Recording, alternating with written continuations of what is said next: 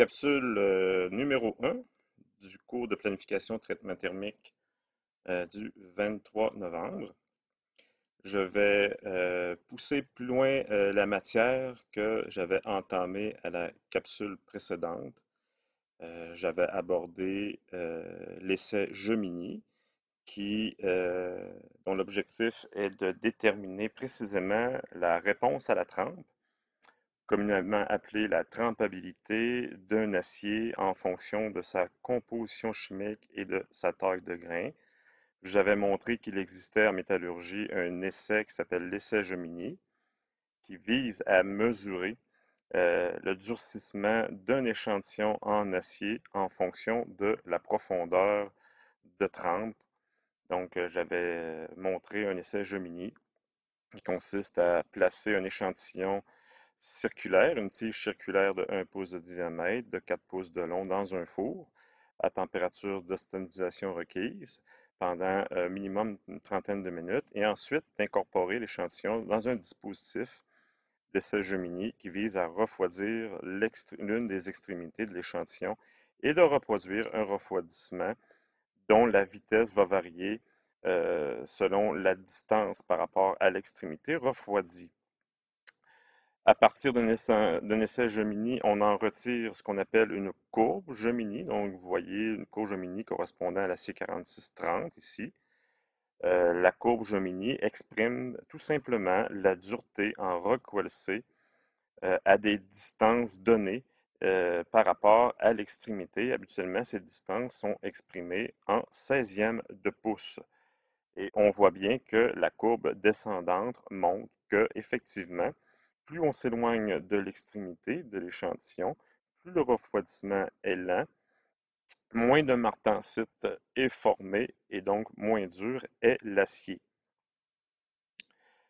Tout dépendant de la composition chimique de l'acier, notamment de la teneur en nickel, en chrome, en molybdène, ces trois éléments d'alliage-là qui représentent des éléments d'alliage qui ont un effet important sur la réponse à la trempe. Ils ont, de manière générale, tendance à retenir plus longtemps l'austenite de façon à le préserver lors du refroidissement, de manière à ce que cette austenite puisse se transformer en martensite et non pas en phase d'équilibre, notamment la ferrite qui est plus molle. Et on voit bien que de manière générale, plus l'acier contient d'éléments d'alliage en quantité suffisante, moins la dureté baisse avec la distance Gemini. Donc, on peut tout simplement, d'un premier coup d'œil, comparer des trempabilités de différents aciers, ne serait-ce qu'en regardant leurs courbes Gemini les unes par rapport aux autres. Donc, dans l'exemple à l'écran, on voit bien que le 4340 a une bien meilleure trempabilité que le 4140 et le 5140. Donc, la présence de nickel à forte concentration favorise grandement l'apparition de martensite parce que le nickel est un élément dit gamagène, c'est-à-dire qu'il a tendance à stabiliser l'austenite et durant le refroidissement, cette austenite-là a moins tendance à se transformer en phase d'équilibre. Donc, ça a comme effet, autrement dit, de repousser la courbe, la courbe du diagramme TRI ou TTT vers la droite. Et on voit la conséquence à travers les courbes Gemini. On voit qu'à la dureté, l'acier devient plus résistant à des distances plus grandes par rapport à la surface de la pièce. Maintenant, dans la dernière capsule, je rappelle que j'avais vu la méthode, j'avais défini ce qu'était le diamètre critique idéal.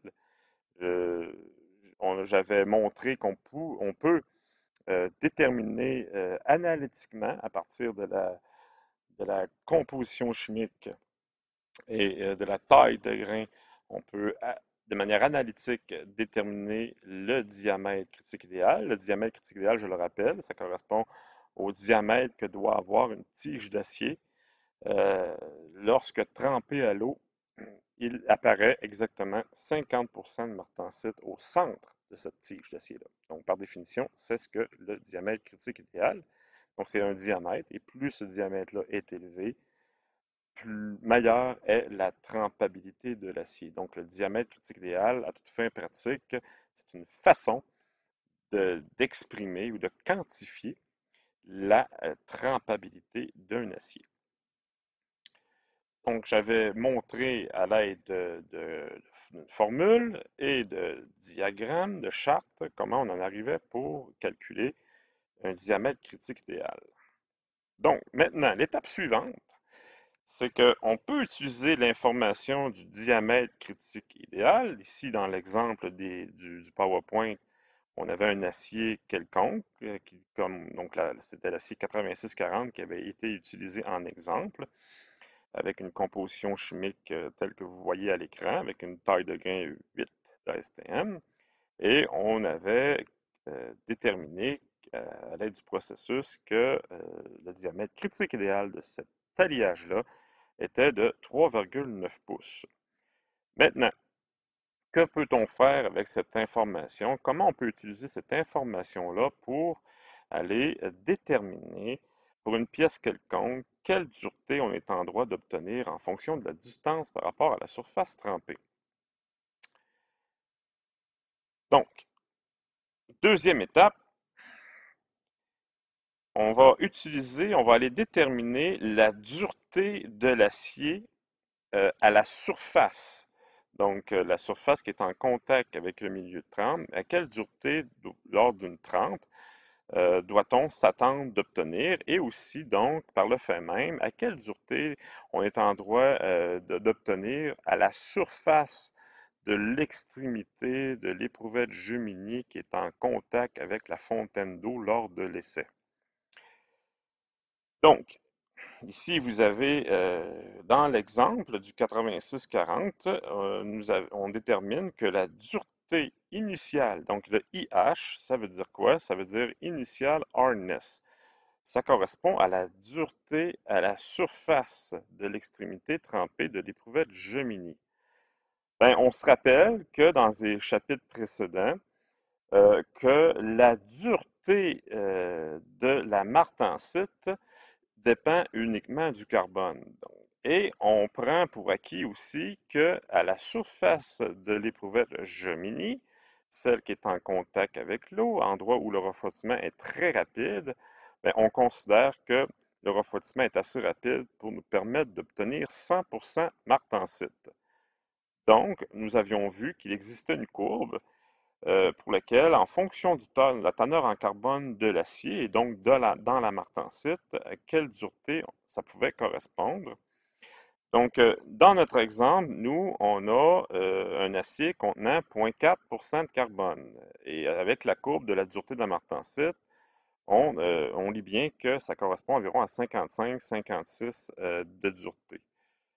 Donc, lorsqu'on fait l'essai Gemini sur cet acier-là, forcément, la dureté à l'extrémité sera de 55 Rockwell-C. Donc, on appelle ça l'initial hardness en anglais. Ensuite, avec cette information-là, et à partir du DCI, nous allons être capables d'aller chercher la dureté pour toute position, pour toute distance par rapport à l'extrémité trempée de l'éprouvette Gemini. Donc, pour ce faire, on va utiliser ce graphique-là, qui s'appelle Gemini 4, qui va nous permettre de déterminer les duretés à des distances données par rapport à l'extrémité. Donc, ce qu'on doit commencer par faire, c'est qu'on va tracer une ligne droite à travers le diagramme. Donc, vous voyez la ligne droite en rouge. Nous allons la placer à la valeur du DCI, donc le Ideal Diameter en axe vertical correspond au diamètre critique que nous avions calculé précédemment. Dans notre exemple, nous avions déterminé que le diamètre critique idéal de l'acier 8640 était de 3,9 pouces. En axe horizontal, vous avez des valeurs relatives de dureté initiale par rapport à DH, DH qui est la dureté pour différentes distances par rapport à l'extrémité. Donc, ce qu'il faut faire, c'est au départ de tracer la droite horizontale, représentée en rouge à la valeur sur l'axe vertical correspondant à 3,9.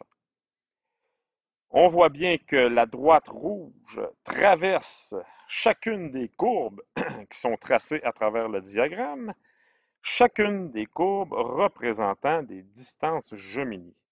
Donc, la première, là, celle qui est complètement à gauche, la première courbe que la droite traverse à partir de la gauche, cette courbe-là est identifiée comme étant la courbe qui va nous permettre d'obtenir la dureté à 1/4 de pouce de l'extrémité. Et vous avez d'autres courbes correspondant à d'autres distances, 1/2, 3/4, 1 pouce, 1 pouce et 1/4, 1 pouce et 1/2, 1 pouce et 3/4, et la dernière, complètement à droite, qui est la courbe va nous permettre de déterminer la dureté à 2 pouces de l'extrémité. Donc, nous allons à tour de rôle aller lire par l'intersection chacune chacun des rapports IH sur DH correspondants. À l'écran, vous avez comme exemple, donc, pour la courbe de 2 pouces, donc on voit que la droite croise à un certain endroit la courbe de 2 pouces et au croisement, on va lire parfaitement verticalement à quel rapport IH-DH ça correspond. Donc, si on suit la flèche jaune, on tombe exactement sur 2. 2, c'est un ratio. C'est le ratio IH sur DH. Le IH, ben, c'est quoi? C'est notre dureté initiale à l'extrémité que nous avions déterminée précédemment comme étant 55 Rockwell-C. Donc, la dureté à 2 pouces, ben, c'est la moitié. Si on fait 55 de 55 sur la dureté que je cherche, le rapport doit être de 2. Donc, comme par exemple, vous voyez ici sur le tableau à gauche, pour un ratio IH sur DH de 2, donc pour la distance à 2 pouces, ben, si on fait 55 divisé par 2, on a 27,5. Donc, qui est la dureté obtenue à 2 pouces de distance par rapport à l'extrémité trempée. On fait la même chose pour toutes les distances. Donc, à l'inverse, là, si on place la courbe, si on voit le croisement pour la courbe de 1/4 de pouce, ben, on voit bien qu'on est pratiquement à l'origine, à une valeur de 1. Donc, pour une valeur de 1/4 de pouce, le rapport entre la dureté initiale de 55 sur la dureté à 1/4 de pouce, il est de 1. Donc, c'est la première ligne du tableau à gauche. Donc, pour 1/4 de pouce de distance, le ratio étant de 1 pour 1, donc on a exactement la même dureté qu'à l'extrémité, soit 55. Si on observe pour la courbe de 1 demi-pouce, le croisement avec la droite rouge se fait verticalement. Si on descend en bas, on obtient à peu près 1,25. On est à peu près à mi-chemin entre 1 et 1,5 sur l'axe horizontal. Donc, dans le tableau, il est bien indiqué que le rapport IH sur DH pour la courbe 1 demi-pouce, c'est 1,25. Donc, il s'agit de faire 55 divisé par 1,25 et on obtient la dureté à 1 demi-pouce de l'extrémité, donc 44 Rockwell-C. Et on fait la même chose, ainsi de suite, pour toutes les distances. Comme par exemple, on a l'exemple ici en bas pour la distance de, de 1 pouce. Donc, à 1 pouce, on obtient un IH sur DH de 1,6, donc 55 divisé par 1,6, ça donne 34,4. Donc, on a maintenant des valeurs de dureté pour différentes distances Gemini. On est donc capable de tracer la courbe Gemini. Ah. Ce que vous voyez ici, c'est un extrait du fameux volume Heat Treaters Guide, parce que dans le Heat Treaters Guide, en plus d'avoir des informations sur les traitements thermiques possibles de l'acier, vous avez remarqué que j'avais aussi montré qu'on pouvait aussi aller voir les diagrammes TRI, TRC, des courbes de revenus, mais il y a aussi, pour la plupart des aciers, dans chaque section, les courbes Gemini des aciers dans le Heat Tweeter's Guide. Ce que vous voyez ici, ben, c'est celle qui correspond au 86-40, mais vous remarquez qu'il y a deux courbes Jomini. Il y en a une plus haute, une plus basse. Pourquoi? Parce que il faut se rappeler que les aciéries qui fabriquent les aciers disposent d'une marge de manœuvre lorsqu'ils élaborent leurs aciers. Euh, donc, la composition chimique, comme, comme vous voyez ici, par exemple, ici vous l'avez pour le 41-40. Dans le tableau que vous voyez à gauche, la composition chimique de l'acier, pas dans le tableau, mais je veux dire dans les informations de composition chimique, par exemple, le carbone doit être inclus entre 0,37 et 0,44 pour être un 41-40. Le manganèse entre 0,6 et 1,1. Le silicium entre 0,2 et 0,35. Le chrome entre 0,75 et 1,2. Ainsi que le molybdène doit être inclus entre 0,15 et 0,25. Donc, vous êtes en mesure de constater que les fourchettes de composition sont quand même assez larges. Donc, les aciéries disposent d'une grande marge de manœuvre pour réussir l'élaboration de leurs aciers dans leurs équipements d'élaboration. Et vu que les courbes Jomini dépendent de la composition chimique, donc, il faut donc s'attendre d'avoir de grandes variations pour un acier en termes de courbes Jomini, de position des courbes Jomini. Par exemple, si on fait le calcul, comme on l'a fait précédemment, comme je l'ai montré, d'une courbe Jomini avec les compositions chimiques minimum, c'est-à-dire avec les chiffres de 0,37 carbone, 0,6 manganèse, 0,2 silicium, 0,75 chrome et 0,15 molybdène, si on calcule la courbe Jomini telle que je vous l'ai montré juste précédemment, nous allons obtenir la courbe Jomini qui est en bas. Tandis que si on utilise par contre les chiffres correspondant à la fourchette maximum, 0,44, 1,1, 0,35, 1,2 et 0,25, vous allez obtenir la courbe qui est plus haute. Donc, vous voyez que pour un même acier, un 41-40, si une acierie A décide d'élaborer un acier avec les compositions chimiques inférieures et une acierie B décide de faire l'acier en utilisant les compositions chimiques, les chiffres supérieurs dans la fourchette de composition permise, ben, vous avez en réalité deux aciers différents, avec des trempabilités qui sont quand même assez différentes. Pourtant, aux yeux de la loi, entre guillemets, les deux aciéries ont le droit de vendre ces deux aciers-là qui ont l'air différents. Ils ont le droit de les vendre un comme l'autre comme étant de l'acier 41-40.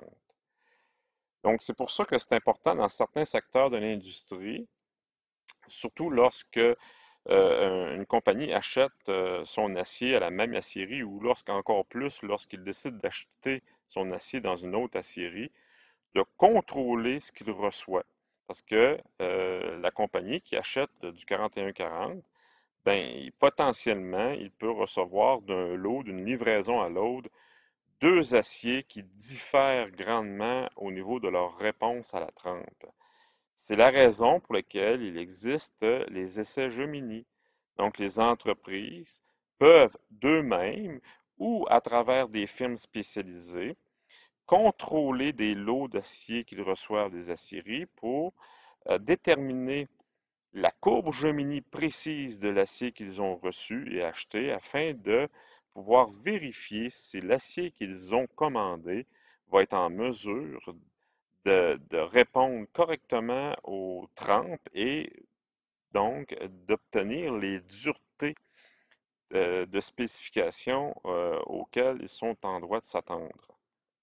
Donc ça, c'est pour vous, là, les futurs techniciens en mécanique, là, c'est quelque chose qu'il est important de vous rappeler parce que c'est vous qui allez choisir, acheter et vérifier les matériaux que vous allez recevoir pour la fabrication de vos assemblages mécaniques. Donc, sachez que potentiellement, il est possible que vous puissiez recevoir des aciers qui ne répondent pas aux standards que vous êtes exigés. Pourtant, lorsque vous avez commandé, vous avez choisi, vous avez bel et bien spécifié en utilisant le système de désignation SAE ou AISI, vous avez bel et bien, par exemple, si vous aviez besoin d'un acier 4140, ben, vous avez peut-être reçu un 4140, mais sachez que un acier 4140 peut très bien ne pas être capable parce que la composition chimique concernée par l'acier que vous avez acheté, la teneur en molybdène, chrome, silicium, manganèse, peut être près de la partie inférieure de la fourchette de composition chimique et faire en sorte que la dureté que vous exigez de vos pièces puisse ne pas être atteignable. Donc ça, c'est important pour vous. Il faut absolument que vous vous rappeliez que ce genre de situation-là est possible et qu'il existe et que les essais Gemini servent justement à s'assurer et confirmer que l'acier que vous achetez va être capable de vous permettre d'obtenir les duretés que vous exigez. Voilà. Maintenant, tous les outils que je viens de vous montrer, donc particulièrement la courbe Gemini d'un acier, va nous permettre de prédire les duretés, la dureté que l'on peut obtenir euh, avec un milieu de trempe quelconque partout dans une pièce, tant en surface qu'en profondeur. Et là, je vais vous montrer comment on peut utiliser les informations de trempabilité. Puis là, en même temps, je vais faire intervenir d'autres outils pour vous permettre de répondre à des questions qui, vous, de votre position de technicien en génie mécanique, vous intéressent le plus. Donc, vous êtes en mesure de lire la question à l'écran. Vous avez à déterminer si le centre d'une pièce de 2 pouces de diamètre peut produire une dureté minimum de 42 recoulsés après un durcissement martenstique, donc durcissement martenstique étant une trempe, bien entendu. Donc, vous voyez que c'est le genre de question qui est beaucoup plus terre à terre là, pour vous. Vous avez des exigences à respecter, par exemple, d'avoir 42 recoulsés au centre d'une pièce de 2 pouces de diamètre. Donc, comment on peut répondre à ça avec les outils dont on dispose présentement? L'acier que l'on dispose, pour l'exemple qui est suggéré ici, c'est le 4140. Et là, on se demande que si on trempe une tige de 2 pouces d'un acier 4140 et qu'on la trempe à l'huile calme, va-t-on être capable d'atteindre au minimum 42 recoulsés lors d'une trempe? Oui, nous sommes capables de répondre à cette question-là. Et voici comment on procède. Donc, il faut établir une relation entre le Gemini et le diamètre de la barre en considérant la sévérité du milieu de trempe. Donc là, à partir de cette phase-là, je vous ramène un peu en arrière. Excusez-moi là, de vous étourdir en changeant mes... Donc, dans une capsule précédente, j'avais expliqué que lorsqu'on trempe une tige cylindrique complètement dans un milieu de trempe, un peu comme on le fait lors d'une activité de laboratoire, où vous avez plongé vos pions de laboratoire, la première activité de lab qu'on a fait, j'avais donné des pions circulaires, puis on les avait plongés complètement, soit dans l'eau, soit dans l'huile, tout dépendant de l'acier. Et la chaleur, qui est l'énergie qui est dans la tige, ben, pour sortir, elle prend le chemin le plus court. Donc, dans une tige d'une certaine longueur, là, lorsqu'on est, mettons, si on considère un point au centre de la tige, là, où commencent les flèches, là, ben, le chemin le plus court, là, si la tige est assez longue, ben, c'est dans le sens du diamètre. C'est là que c'est ce chemin-là que la chaleur va prendre pour sortir. Donc, le flux thermique se fait dans le sens du diamètre lorsqu'une tige circulaire est complètement trempée dans un milieu de trempe. Par contre, lorsqu'on fait un essai Gemini avec une même tige circulaire, bien, vu que c'est seulement l'une des extrémités qui est en contact avec le milieu de trempe, le gradient thermique, lui, se fait dans le sens de la longueur. Vous avez été en mesure de le voir à travers l'animation. On voit bien que le refroidissement avance euh, évolue dans le sens axial de l'échantillon. Donc, c'est contraire à des conditions de trempe normales, un essai Gemini. Donc, pour prédire les duretés qu'on va avoir lorsqu'on trempe complètement une tige, avec des informations qui sont obtenues à partir de conditions de trempe pour lesquelles seulement l'une des extrémités est trempée, il faut un outil de conversion entre les deux contextes. Donc, c'est ce à quoi va servir le prochain diagramme que je vais vous montrer. Voilà. OK. Bon. Donc, le nouveau diagramme que je vous montre, c'est justement un diagramme qui fait la conversion. Il fait même plus que ça, je vais vous l'expliquer. Mais à la base, c'est un diagramme qui permet de faire la conversion entre un refroidissement donné à une distance Gemini donnée lors d'un essai Gemini et la vitesse de refroidissement à une position donnée dans une tige cylindrique entre la surface et le centre d'un échantillon cylindrique dans le sens du diamètre. Voilà. Ce diagramme-là s'applique pour une situation particulière. Elle concerne uniquement le centre d'une tige cylindrique. Donc, vous voyez là que dans à travers le graphique, il y a un cercle là, avec une flèche et la mention Center. Donc, là, j'ai déformé un petit peu le diagramme. Là, le cercle est plus ovale, là. Mais c'est un cercle, c'est bel et bien un cercle. Et ce que ça exprime, c'est que cette charte-là, ce graphique-là, n'est utilisé que si on s'intéresse à la dureté obtenue au centre d'une tige. Voilà. En axe vertical, vous avez des diamètres de tige. Donc, nous, dans l'exemple, c'est une tige de 2 pouces. On va donc travailler à la hauteur 2.0. Vous avez 4 courbes sur le diagramme, identifiées comme étant 1, 2, 3 et 4. Chaque courbe représente une condition de trempe, un milieu de trempe. 1, c'est une trempe à l'eau calme. La courbe 2, c'est dans le cas d'une trempe à l'huile agitée. La courbe 3, c'est pour une huile calme. Et la courbe 4, c'est agitation moyenne en sel fondu. Donc, nous, dans l'exemple, si je reviens un petit peu en arrière, ce qui nous concerne, c'est une huile calme. On veut aller chercher la dureté au centre. Donc, on est bel et bien sur le bon diagramme, le diagramme concernant par la dureté au centre. Et là, ce qu'on constate, c'est que nous, on veut savoir la dureté dans une huile calme. Ça nous dit donc quelle courbe on devra utiliser. Donc, c'est la courbe numéro 3. Ici. Et là, nous, ce qu'on fait, c'est que ce qui nous intéresse, c'est, autrement dit, la vitesse de refroidissement au centre de la tige de 2 pouces dans l'huile, lorsqu'on la trempe complètement dans l'huile calme, cette vitesse de refroidissement-là, elle était reproduite à quelle distance Gemini lors d'un essai Gemini sur ce même acier? Donc, pour savoir ça, c'est simple.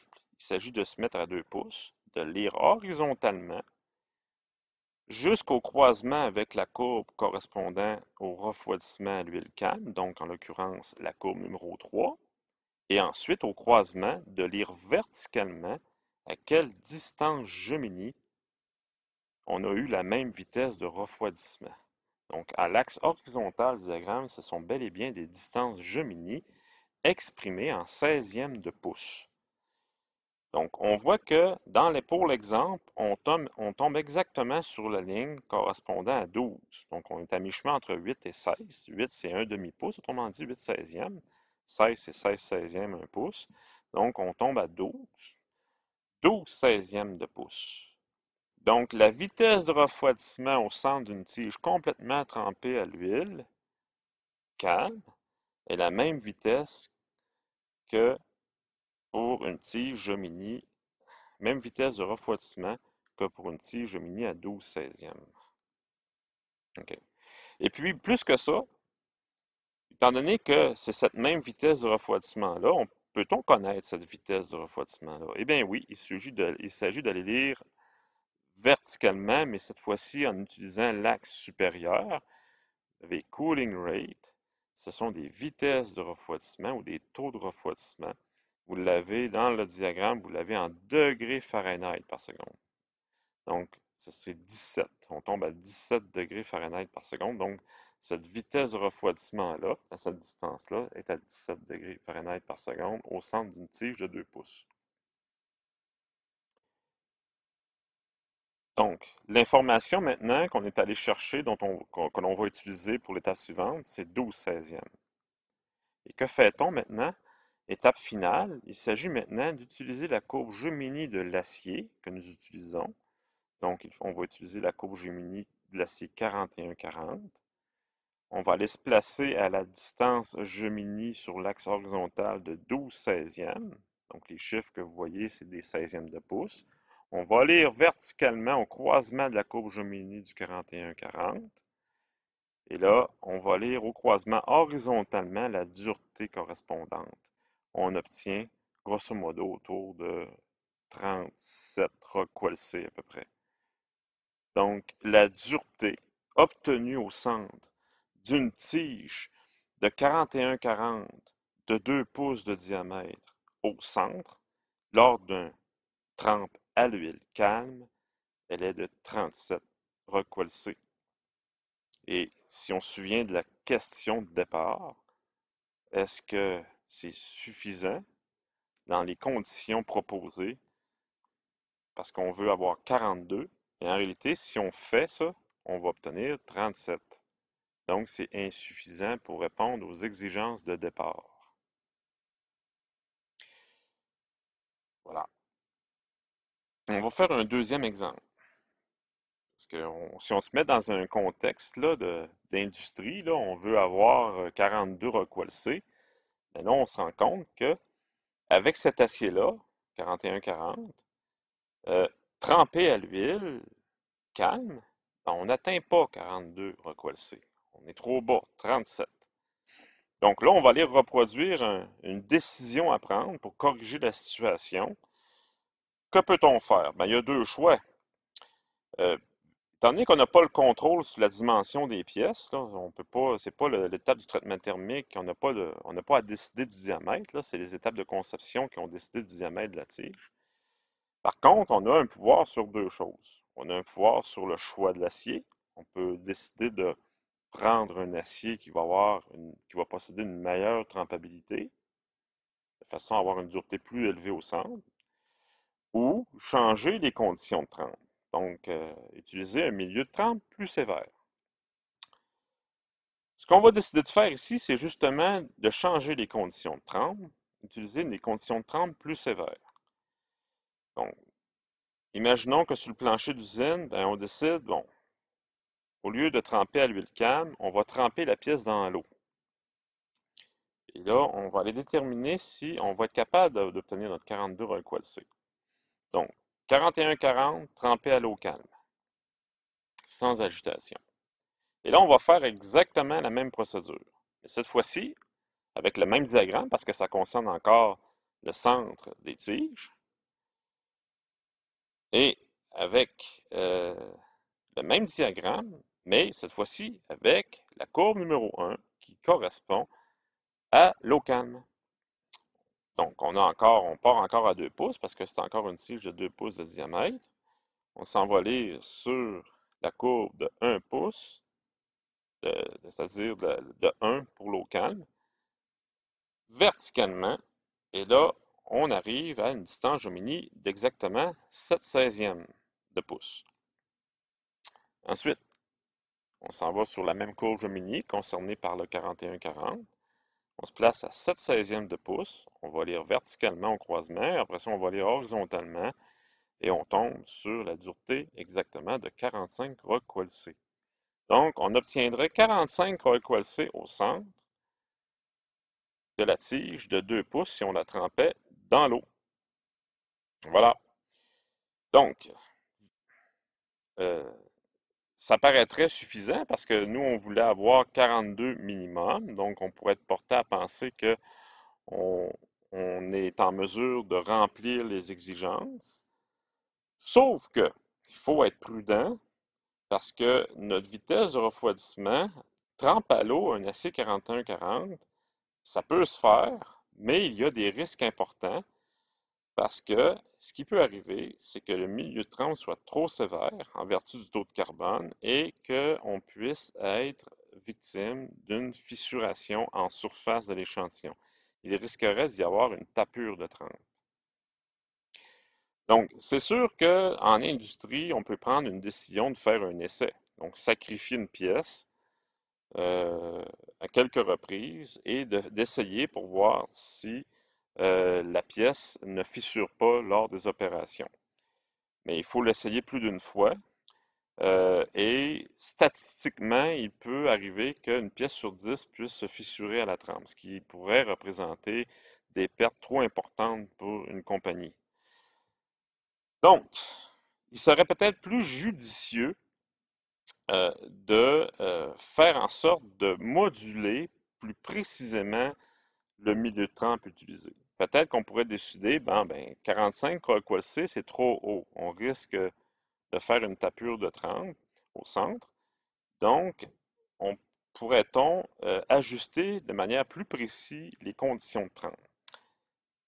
Donc, quelles seraient alors les conditions idéales pour obtenir exactement 42 Rockwell-C au centre de cette tige de 41-40? Donc, on pourrait être dans l'intention de donc dire, ben, on va s'arranger pour avoir exactement 42 Rockwell-C au centre. Donc, il faut choisir le bon milieu de trempe ou les bonnes conditions de trempe. Donc, pour ça, on va faire la démarche inverse. Donc, on débute avec la courbe Jomini, on se place à 42 Rockwell-C, on va lire horizontalement au croisement de la courbe Jomini de l'acier 4140. Et après ça, au croisement, on va lire verticalement à quelle distance Jomini ça correspond. Donc, on tombe sur l'information 9, donc 9 seizièmes de pouce.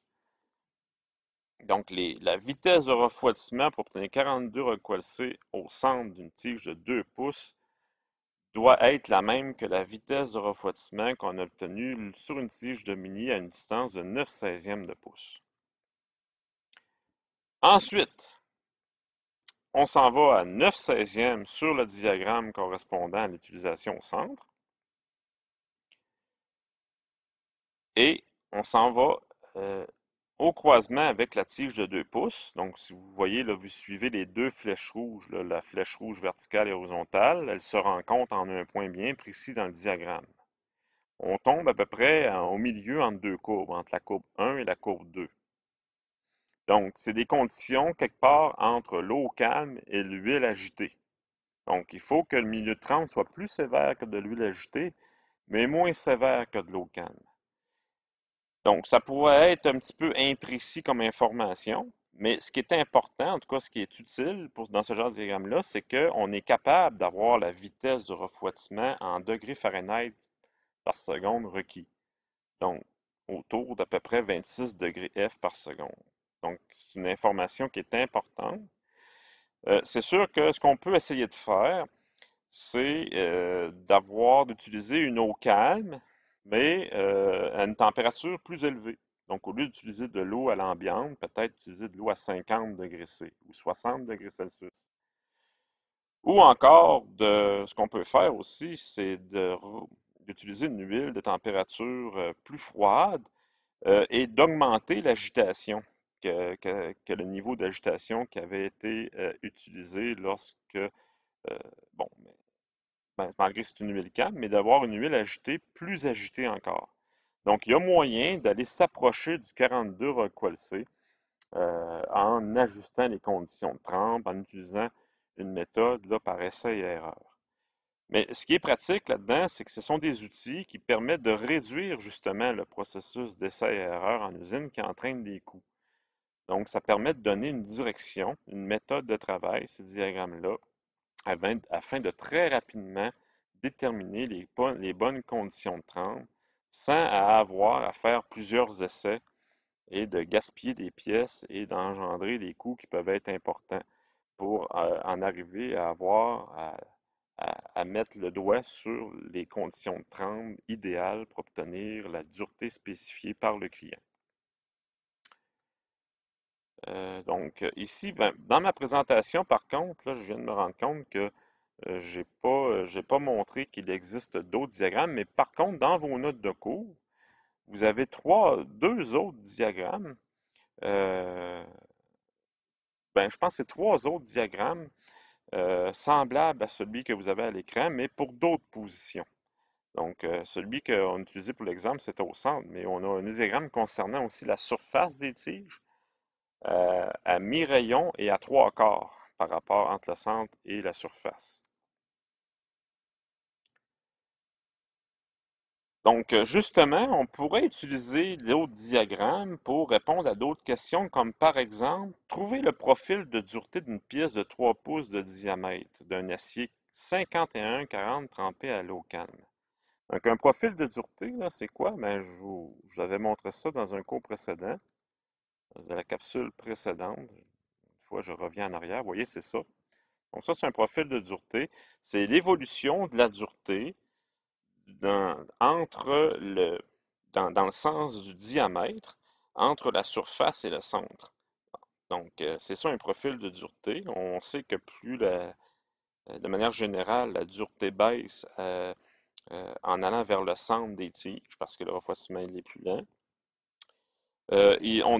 Avec les outils que je viens de vous montrer, considérant qu'il existe d'autres diagrammes comme celui-là qui peuvent nous permettre de déterminer les duretés à la surface à mi-rayon et à trois quarts de rayon, on peut donc aller avoir trois autres informations de dureté, donc en plus de celle du centre, la dureté en surface, à mi-rayon et à trois quarts.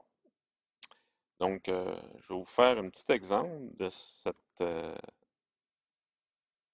possibilité-là qu'on peut avoir. Donc, on a trouvé le profil de dureté. Si je change de contexte, là, cette fois-ci, on va utiliser une tige de 3 pouces de diamètre avec un autre acier, en l'occurrence le 51-40, qu'on va tremper dans l'eau calme. Donc, si on prend une tige de 3 pouces de 51-40 trempée dans l'eau calme, on va générer une dureté en surface, une dureté à mi-chemin entre la surface et le centre, et une dureté aux trois quarts de distance entre la surface à trois quarts du rayon et le centre, et au centre. Donc, quatre duretés.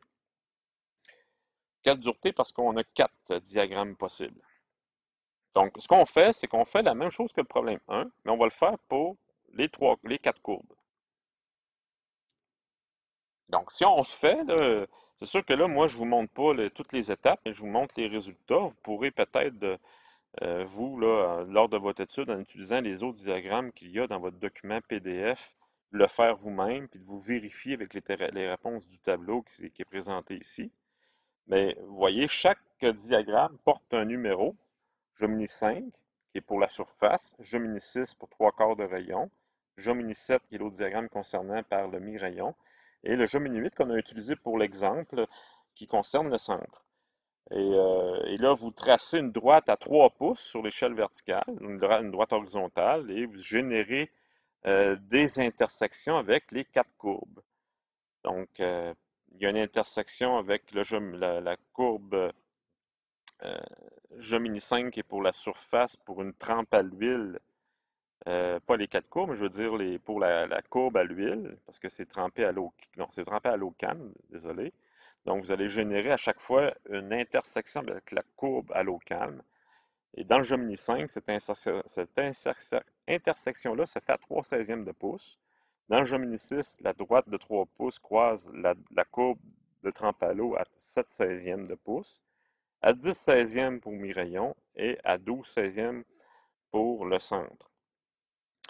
Et après ça, à chaque fois, pour les trois cas, alors, en utilisant les quatre distances Gemini, vous allez à chaque fois aller utiliser la courbe Gemini, cette fois-ci du 51-40, et aller lire horizontalement sur l'échelle verticale les duretés Rockwell-C obtenues. Donc, quand on fait l'exercice, on s'aperçoit qu'en surface de la tige de 3 pouces, dans les conditions de trempe proposées pour l'exemple, on obtient 52 Rockwell-C. À trois quarts de rayon, on a 34, à mi-rayon 28 et au centre 26 Rockwell-C. Voilà. Et si vous refaites l'exemple, mais cette fois-ci en trempant à l'huile cam, je pense que j'ai fait pour l'exemple, ben, vous obtenez des duretés plus faibles, bien entendu, parce que l'huile est est un milieu de trempe moins sévère, donc on obtiendrait 36 pour la surface, 27 trois quarts de rayon, 25 pour mi-rayon et 23 pour le centre. Donc, je vous invite à faire vous-même ce travail, puis à vérifier si euh, vous obtenez les mêmes duretés. Pour compléter le chapitre sur la trempabilité quantitative, j'aimerais porter une attention sur la- l'effet de la température de mise en solution lors de l'étape d'ostinisation sur la réponse à la trempe des aciers. Euh, J'avais déjà expliqué dans une capsule précédente que la martensite, lors d'une trempe, elle apparaît dans les joints de grain. Donc, les joints de grain servent de point d'amorce à la martensite. Donc, euh, et plus il y a de joints de grain dans l'acier, juste avant la sortie au four et la trempe, plus il est facile à la martensite, c'est-à-dire pas la martensite, là je recommence. Donc les joints de grain, plus euh, finalement, servent de point d'amorce pour l'apparition des phases d'équilibre, et non pas de la martensite. Donc c'est les phases d'équilibre ferrite-perlite. Plus il y a de joints de grain dans l'acier lors de sa mise au four, donc autrement dit, si l'acier doit séjourner 30 minutes dans le four, ben, juste au terme de ce 30 minutes-là, l'acier est austenitique, donc il y a des joints de grains, vous avez plusieurs grains d'austenite, et plus les grains sont petits, donc plus la longueur totale des joints de grains est grande, donc plus les joints de grains sont nombreux, plus il est facile pour la ferrite et la perlite d'apparaître lors du refroidissement, après la sortie au four, lors d'une trempe. Euh, Ce qu'il faut savoir aussi, c'est que lorsque l'acier est à haute température, donc à 875 degrés C par exemple, ben, les grains ils diminuent en nombre. Les grains ont tendance à se bouffer les uns les autres, là, un peu comme se, se marient, disons, les uns aux autres. Donc, le nombre de grains diminue progressivement avec le temps de maintien de la pièce au four et ce phénomène-là est d'autant plus rapide que la température est élevée. Et donc, pour un temps donné, plus la température de mise en solution est élevée, plus au terme de l'étape de la mise en solution, euh, moins, c'est-à-dire les grains vont être nombreux. On peut à la limite, si on laisse séjourner la pièce très longtemps dans un four de traitement thermique avant la trempe, là, plusieurs heures, voire même plusieurs jours, donner lieu à un acier qui ne possède qu'un seul grain à la fin. Donc avec une quantité, une longueur de joint de grain pratiquement nulle. Et s'il n'y a plus de joints de grain, ou si les joints de grain sont très peu nombreux, ou donc aussi la longueur totale des joints de grain est très petite, il est très difficile à la ferrite et à la perlite d'apparaître lors du refroidissement. Et il sera donc d'autant plus facile à la martensite d'apparaître. Et donc, il est plus facile pour un acier de tremper lorsque les grains sont très gros ou très peu nombreux, juste avant la trempe. Donc, autrement dit, en résumé, ça veut dire quoi? Ça veut dire que plus la température de mise en solution d'un acier est élevée, ou plus le temps de séjour d'un acier est élevé dans le four, plus l'acier sera trempable. Plus la martensite aura de la chance d'apparaître et moins les phases d'équilibre qui sont plus molles auront elles, de chances d'apparaître. Donc, la température élevée d'un acier lors de l'étape d'austinisation joue sur la trempabilité de l'acier. Donc, la température et le temps de maintien en température. Plus le four est chaud, plus l'acier est longtemps dans le four, plus il sera facile à l'acier de tremper. Donc, c'est ce que montre le graphique qui est ici. Donc, vous voyez que vous avez ici les trois courbes bleues représentent là, sommairement des courbes des courbes de diagramme TRI. Donc, vous voyez que plus la température est élevée, vous avez 800, 900 et 1000, c'est des températures de mise en solution. Ben, puis, donc, plus il sera facile pour l'acier, autrement dit, de aller Autrement dit, quand à 800 degrés C, vous avez justement, il est indiqué des petits grains, parce que à 800 degrés C, les grains grossissent beaucoup moins rapidement. Donc, juste avant la trempe, pour un temps donné, vous allez avoir des petits grains. À 1000, vous allez avoir des gros grains. Voilà. Et puis, les courbes se déplacent. Vous voyez que la courbe d'un acier va se déplacer vers la droite au fur et à mesure que la température utilisée lors de la mise en solution est d'autant plus élevée. Donc, la zone cinétique instable qui est à gauche est d'autant, sa présence est augmentée. Donc, on risque plus de réussir notre trempe lorsque le temps de maintien est plus élevé. Et là, vous voyez ici, là, les courbes rouges qui représentent des vitesses de refroidissement. Et là, je viens d'apercevoir qu'il y a une erreur parce que je pense que les courbes, c'est le contraire. À 1000 degrés, ça devrait être inversé, les courbes 1000 et 800 entre elles. Le 800, c'est la courbe du haut et 1000, c'est la courbe du bas. Voilà. Ici, c'est une augmentation. Ça, c'est une autre façon d'exprimer le phénomène. Donc, courbe de dureté. Ici, c'est les courbes Gemini. Donc, à 1000 degrés C, donc les courbes bleues que vous voyez ici, c'est des courbes Gemini. Donc, on voit qu'à 1000 degrés C, la dureté chute moins rapidement qu'à 900 ou 800. Donc, on voit que une courbe Gemini, plus elle est élevée, meilleure est la trempabilité de l'acier. Donc, une augmentation de la température d'austanisation augmente la grosseur de grain STM durant l'étape de la mise en solution, mais diminue les sites de germination pour la formation des phases, là on devrait dire des phases d'équilibre. Donc, autrement dit, plus les grains sont gros, moins il y a de joints de grains, moins les phases d'équilibre sont capables d'apparaître, parce qu'elles ont besoin de joints de grains pour apparaître, ce qu'on n'a pas besoin d'avoir la martensite. Donc, puisque ce sont les joints de grains qui permettent l'amorce de la transformation martensitique, donc l'apparition, exemple, de perlite est retardée, donc le début de transformation des phases est déplacé vers des temps plus longs, vers la droite. Même si l'augmentation de la température d'oxydation améliore la trempabilité, comme je le viens de dire. Donc, ça pourrait être vu comme un fort avantage si on veut réussir la trempe d'un acier. Peut-on donc conclure qu'il est préférable d'utiliser des températures très élevées d'ostanisation? Non. Donc, elle n'est pas utilisée pour les raisons suivantes. Pourquoi? Ben, on peut le faire, mais c'est avec prudence.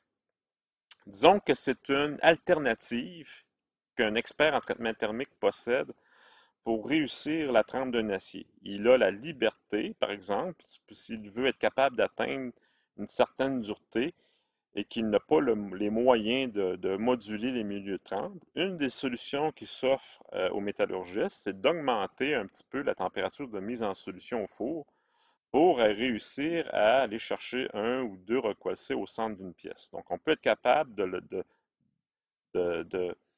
d'obtenir des duretés, des recoilcés supplémentaires en augmentant la température du four lors de l'austanisation ou encore en augmentant la durée de maintien au four lors de l'étape d'austanisation. Mais ça a là ses inconvénients. Vous en avez quatre ici. Donc, l'utilisation de température plus élevée entraîne une oxydation plus rapide. C'est certain que si on utilise des fours à atmosphère contrôlée, dans lesquels l'oxydation n'a pas lieu, ou des fours sous vide, ben, c'est un problème qui n'apparaîtra pas. Mais si on utilise des fours conventionnels, comme nous on a au département, qu'on a utilisé dans l'activité, ben, il faut être conscient que température plus élevée, vitesse d'oxydation plus élevée en surface de l'acier. La décarburation est aussi plus rapide, donc l'acier perd du carbone, euh, tel que je vous l'ai expliqué précédemment dans une capsule il y a quelques semaines. Donc, cette vitesse de décarburation est plus rapide. Donc, ça, c'est un inconvénient sérieux parce qu'on a besoin d'avoir de la dureté en surface généralement. Et c'est le carbone qui va aller permettre à l'acier d'avoir une dureté suffisante.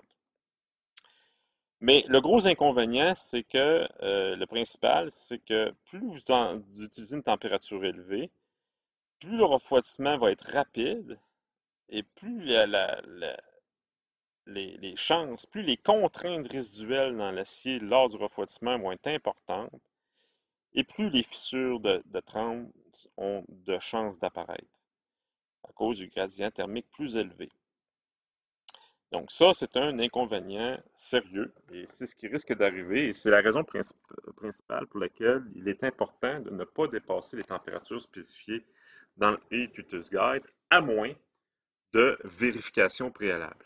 Donc risque de tapure de trempe si les températures sont plus élevées.